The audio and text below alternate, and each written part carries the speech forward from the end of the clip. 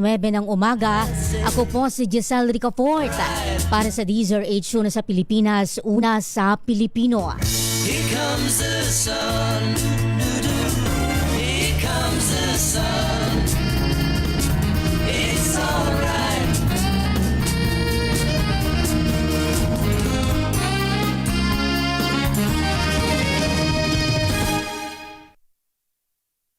Kala ko mahaba, Kuya Het. 14 seconds. Ayan. Oy, 77% daw ho. Nung mga manggagawa, mga uring manggagawa ito, yung masaya daw sa trabaho, talaga ba? Pero ito ho, yung dahilan, hindi yung kanilang sweldo. Klaruhin natin at klaruhin din natin. Kasama ka ba dito, Kuya Het?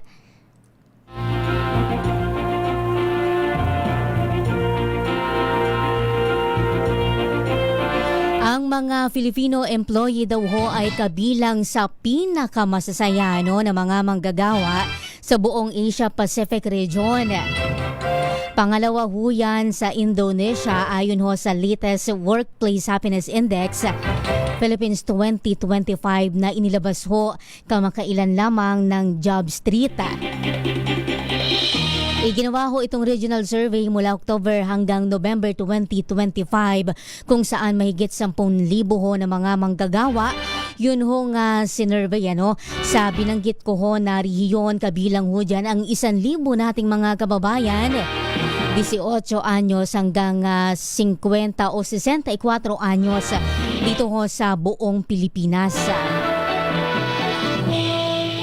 Mayorya pa rin ho sa mga kababayan natin na naghahanap buhay ang kainaman naman na masaya, hindi ba? Masaya sa kanilang trabaho, masaya na naghahanap buhay. Iyon yung mahalaga. Hindi ho ba? Kahit hindi na pagtutuunan ng gobyerno, yun hong mga pangangailangan natin, mga serbisyo na dapat ibinibigay natin sa kabila ng sandamukal na buwis na binabayaran natin. At sa kada payroll nga natin, lagi ko ngang sinasabi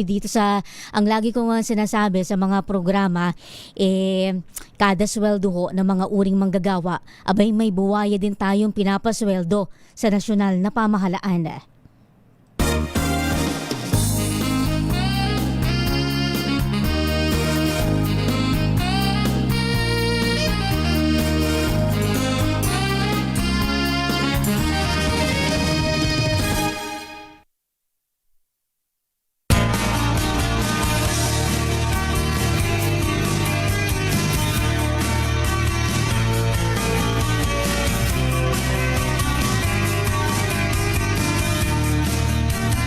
Mamaya ho, marami pa ho tayong isyong hihimayin dito ho sa isyong pambayan.